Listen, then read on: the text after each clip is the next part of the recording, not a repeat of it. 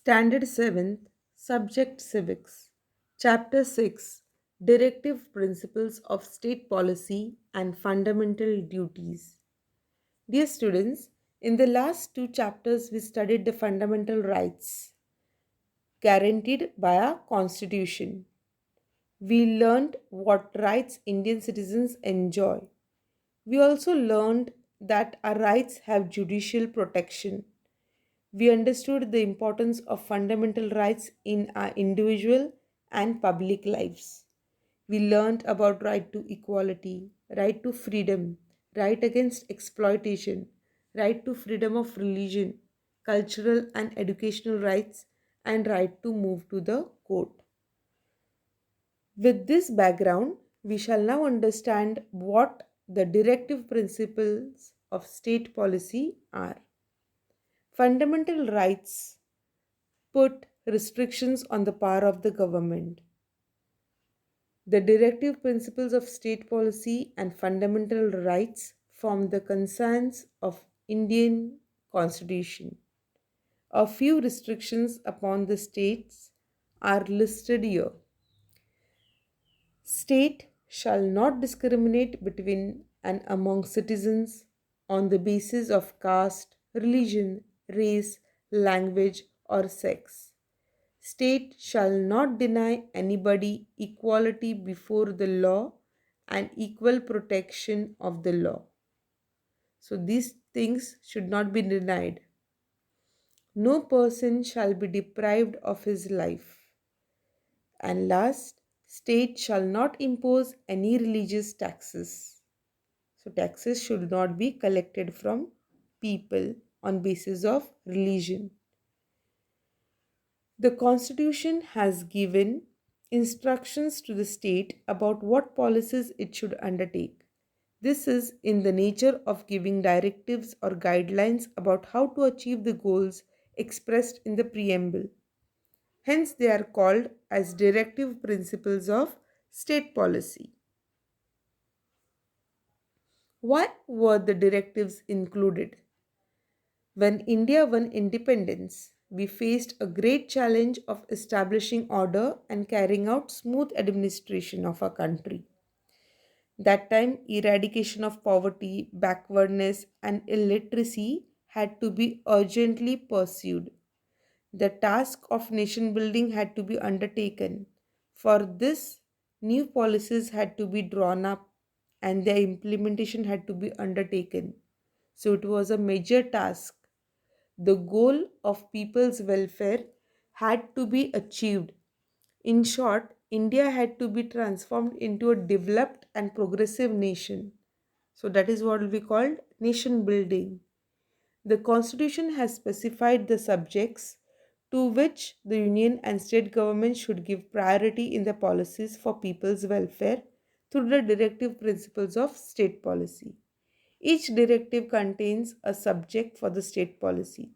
The makers of the Indian Constitution had realized that it would require a lot of resources if all these policies were to be implemented at the same time. That is the reason why they did not make the directives binding upon the state, like the fundamental rights. They accepted that states should implement them slowly and steadily. So, some important directive principles of state policy are: the state should secure adequate means of livelihood to all citizens without any gender discrimination. Means male females discrimination should not be done. The state should secure equal pay for equal work for both men and women. Sometimes we see that men are paid well in offices whereas women are not paid that well. So the state should secure equal pay. This is listed in our directive principles of state policy. Next, the state should secure the improvement of public health. If the public health is looked upon, the country can achieve progress and it can become a developed country. So, focus was given on improvement of public health. The state shall endeavour to protect and improve the environment and safeguard the forest and wildlife of the country. Many a times forests are being cut down. So it is being listed in the Directive principles that the state shall protect the environment and try to safeguard the forest and also the animals which live in those forests. Next, the state shall protect all monuments of historic interest and national importance. We know that India is full of cultural diversity and many monuments are there all across India. So, it has to be protected. We should not scribble on any monument when we go to visit them. So, that is our duty and it has been enlisted in directive principles. The state shall promote with special care the educational and economic interest of the weaker sections of the people, especially the scheduled caste and tribes. The state shall offer public assistance to citizens in cases of unemployment, old age, sickness, etc. So, assistance to people who require them. The state shall secure uniform civil code applicable to the entire country. That means one law for all, no discrimination at all. So, the directive principles of state policy and fundamental rights are two sides of the same coin. Due to the fundamental rights, citizens get the most needed liberty, while directive principles of state policy create an atmosphere conducive to the growth of democracy. So, both of them go hand in hand. Even though we cannot go to the courts if a directive is not implemented by the government, we can put pressure on the government in various ways to make a policy in order to meet these goals. Now, let us understand fundamental duties. In a democracy, citizens have a dual responsibility.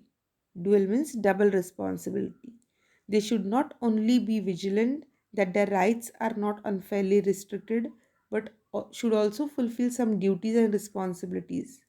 Means just as we enjoy our rights, fundamental rights, there are also fundamental duties which we should fulfill. The Constitution has made several provisions through the fundamental rights and the directive principles of state policy for the people's welfare. The benefits of the various schemes of the government cannot reach all people if they do not fulfill their fundamental duties. So, fundamental rights will not be enjoyed unless the duties are fulfilled. For example, the government has implemented several projects under its Swachh Bharat scheme, but people too need to change their habits that make public places dirty. In order that the Indian citizens become conscious of their responsibilities, fundamental duties were included in the Constitution.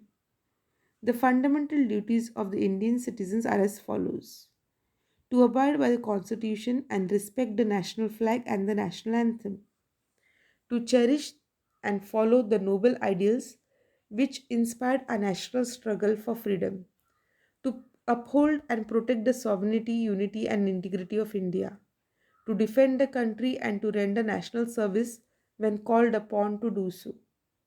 So, all these come under our fundamental duties. Next, to promote harmony and the spirit of common brotherhood, transcending diversities, to renounce practices derogatory to the dignity of women. Means, in spite of being of any following any religion, we should be able to live together in spite of the diversities, and we should give respect to women, to value and preserve the rich heritage of a composite culture. Next, to protect and improve the natural environment and to have compassion for living creatures.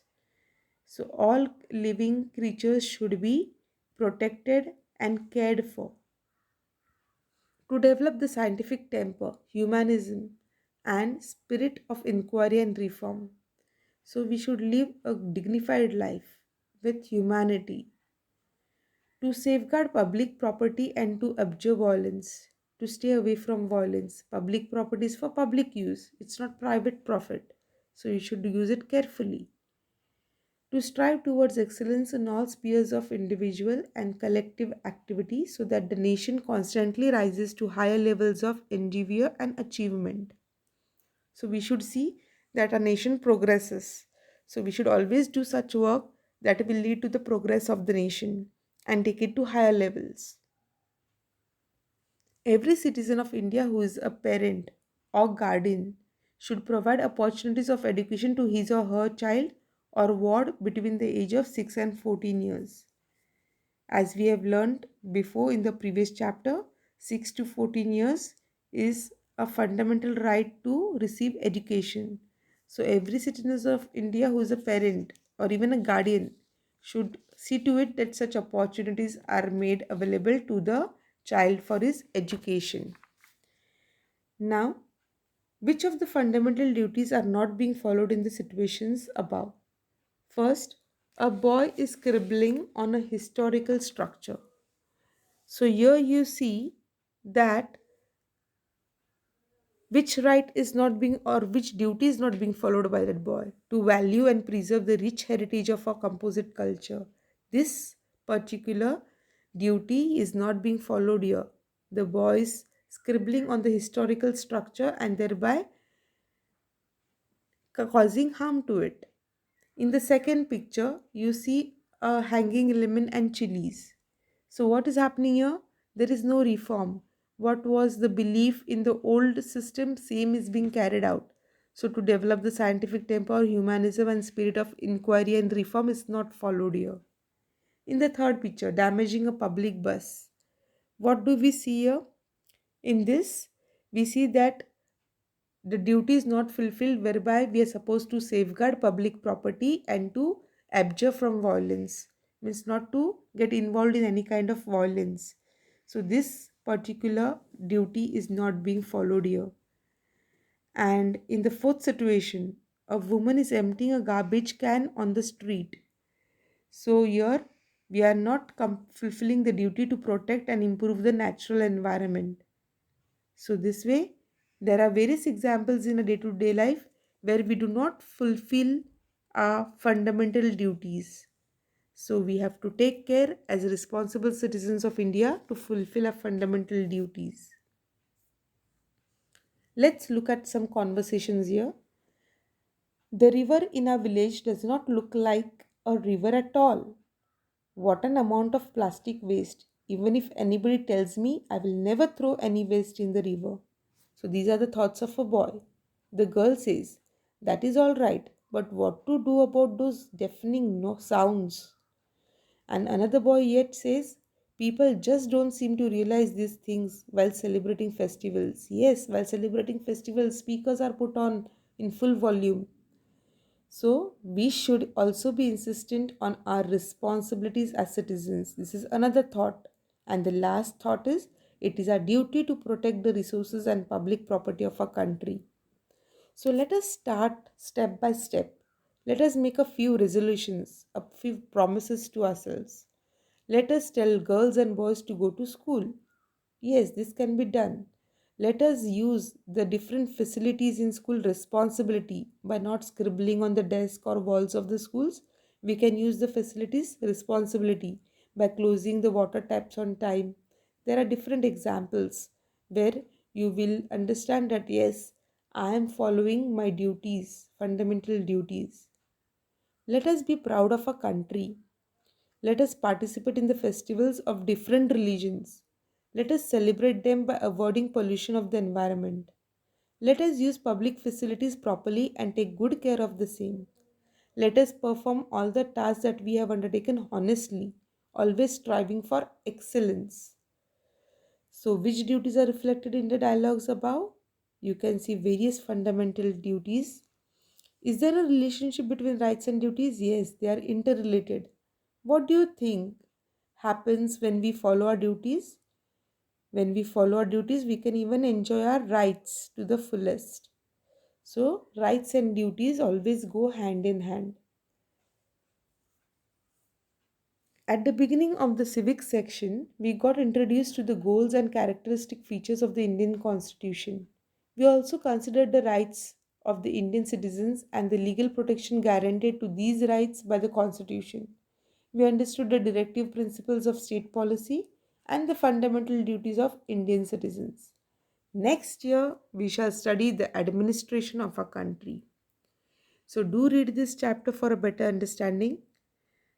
And with this, we have completed our civics portion as well. Stay safe. keep learning, and thank you.